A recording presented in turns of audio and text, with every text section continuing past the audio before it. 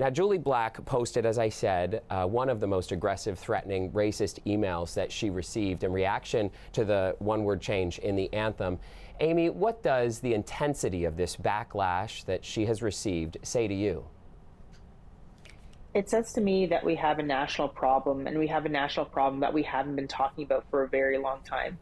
We need to come to the truth and reconciliation of our genocidal history, and we need to talk about racism here in Canada. There's no exceptionalism. Racism does not stop at the US border and changes when it comes into Canada. Racism is still here, it's still very live and relevant, and we have to have greater conversations about what's happening and how we can actually, start having an anti-racist framework and start thinking about seriously what we can do to actually stop the hate that we're seeing. Some people, Amy, have pointed out online that it is because she's a black woman that she's received this level of vitriol. What do you think about that? I know that there's a lot of anti-blackness, and I wouldn't discount saying that the fact that she's a black woman, she did maybe receive more hate. I have been on the receiving end of such vitriol and hate as well. Just within my own neighborhood, there was a Confederate flag flying a couple months back, and I had to bring it to my community's attention. And I received very hateful messages where I had to involve the RCMP and the anti-hate network, as well as many community members. And this is something that shouldn't be something that occurs. Just because she made a change to a lyric doesn't equate the response and the hate and vitriol that she has received. Okay, well, I'm sorry for what you just had to deal with there. But I do want to talk a little bit about why Jully decided to make this change. And she said that it was because she had consulted with Indigenous friends and allies who had told her that it would send quite a statement for someone of her stature to use this line instead. Courtney, what do you think about what Jully did here and the reaction that she's received for it? I think that as women of color, as women who, like Black women, Indigenous women, we have experienced these kinds of, violent responses or racism probably all our lives. And I think that Jully probably went into this knowing full well that there was likely to be a response, that this would be challenging. But I do know that there's been a lot of, Black and Indigenous people, my own friends included, that have been asked to do things like this, have been asked to sing the anthem, have been asked to participate in opening ceremonies or things like that. And it always is a conversation that you have with your community before then of like, I don't know if I'm comfortable with this, is there something I can do? It's very common in Indigenous communities to actually use this phrase. It's something that we've said a long time, it's in our communities for a long time. And so I feel like this has been a conversation that's kind of been saying like, oh, someone should do this. It's truthful to say this. It's, amazing to say this. Or would be very strong. And it's not surprising to me that a Black woman would be the one who's brave enough to take this on, because Black women have been leaders in their communities for so long, and that this act of solidarity with Indigenous communities is such a strong action because it is just an act of resistance, and it shows just like how much care and community there is between Black and Indigenous communities, that Jully was willing to highlight the Indigenous struggle and take on that racist vitriol that she was going to receive. But I see it as, first and foremost, like just this very like an act of love and caring for the Indigenous community that Jully has expressed here. Well, and I can't help but see what Jully did and the reaction to it as a really unfortunate consequence of allyship. Neil, what do you think about whether this will lead people to think twice about standing up to speak out against things that they see as injustices for other marginalized groups going forward?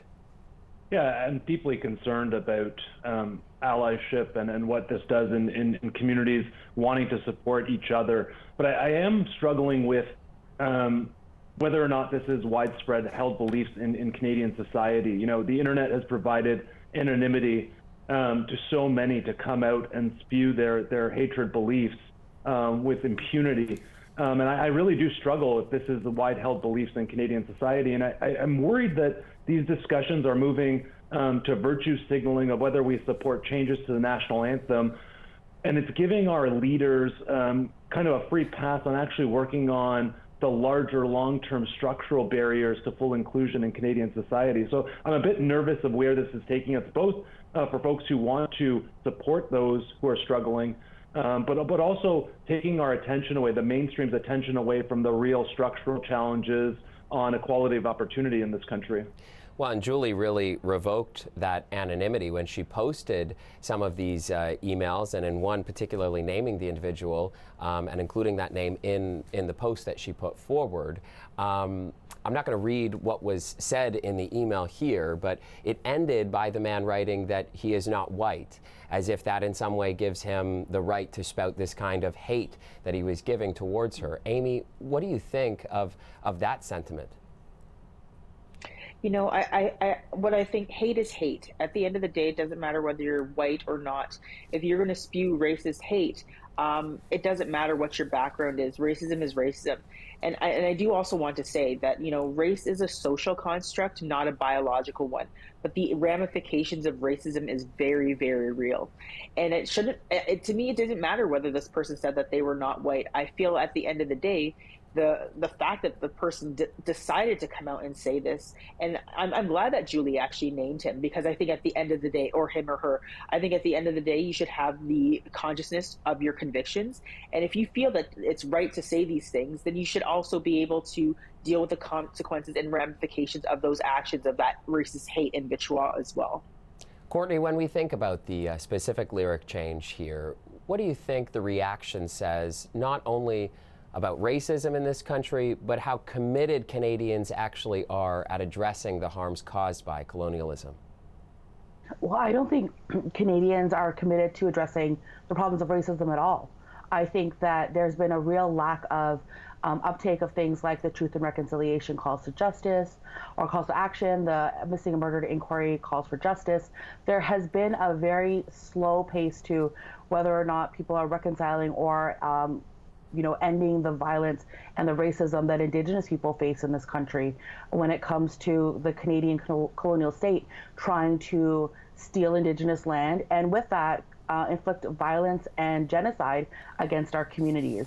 And there has been a very slow uptake to those calls for justice when we've even been able to get things like inquiries done to prove beyond a shadow of a doubt that this racist structure that is Canada is the thing that is perpetuating violence against Indigenous people and Black people in this country. And so when we do things like stand up and resist to that, it is one of the only ways that we can move things forward for ourselves. You know, Indigenous resistance is the reason why we are still here. It's not because a benevolent Canadian society has decided to not inflict violence on us. Canadian society has been willing to stand by and watch as genocide is committed against Indigenous people. And so when people like Jully Black take on a bit of that load that is killing Indigenous people and, gets just a taste of that, a small bit of that violence, and they can say, like, here's that violent reaction that happens when you resist. Like, of course it's a violent reaction.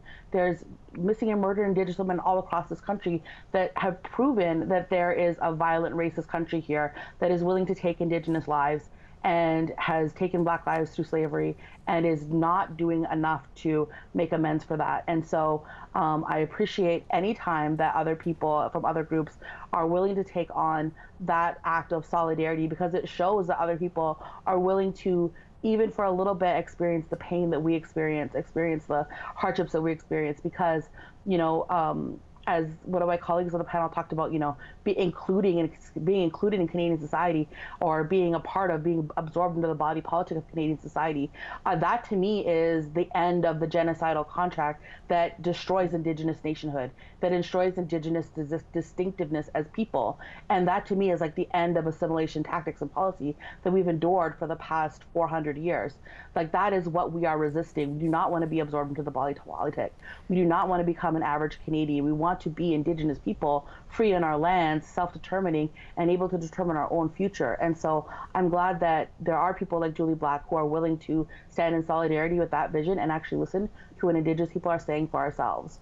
Well, and it seems to me if some people were mad about the change to the lyrics to our national anthem and wanted to engage in some sort of conversation about it, that a whole lot of people went about it the wrong way, especially on social media. That might be an understatement. But Neil, I'm curious from your perspective on a go-forward basis, when any people, have concerns about our changing society and a feeling that maybe they're being left out, What would you like them to keep in their mind before engaging in conversation on social or otherwise?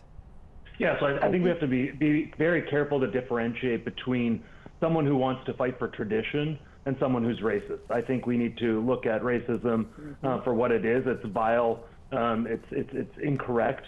But let's not just sit here and say that if we made a word change to the national anthem, anything will actually change in Canadian society. We had a change to our national anthem a couple of years ago, and I want to see the data that shows that we're a more inclusive, gendered society because of that change. The harder work is working on the structural barriers to full inclusion in this society. I worked in the federal government over 10 years ago, and matters of clean drinking water on reservation, matters of skills credential recognition were top issues about full inclusion in Canadian society. And today, we're still having those discussions that we haven't moved the yardstick. So let's have a conversation about the national anthem, and we'll use up a lot of bandwidth in Parliament and at the water cooler for that. But I just want to make sure we make room for the structural things that'll actually move the yardsticks over generations for full inclusion in society. Great point, and great points from all of you. Thank you so much for joining us for this chat this morning. I appreciate your time.